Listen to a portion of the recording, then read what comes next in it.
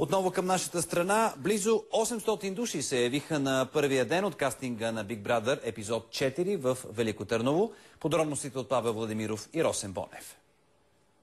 Старопрестолният град е втората спирка на кастинга на епизод 4. В конферентната зала на Интерхотел Велико Търново се явиха най-вече млади хора, като съотношението мъже-жени бе равно. Както се очакваше, дамите заложиха на ярките цветове и зарадваха мъжката част от комисията с ефирни тоалети. Разбира се, не липсваха интересни кандидати от мъжки пол. Силови атлети, фолк-певец, полиглот, владеещ до съвършенство 7 езика и военнослужещ, участвал в мисия в Ирак. Защо точно вас трябва да изберат в Big Brother?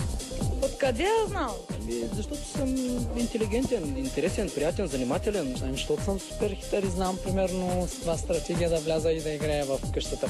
Ще направя много неща в къщата, които други хора няма да направят. Ще бъде ли секса мираж, ако влезеш в къщата? Не. Просто ще ги скъсам, често така.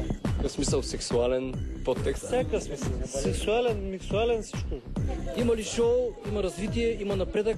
Кастингът продължава и утре, като до обяд ще се приемат новите кандидати, а следове ще се проведе втори тур с одобрените вече участници. Big Brother епизод 4. Мястото ти е в къщата.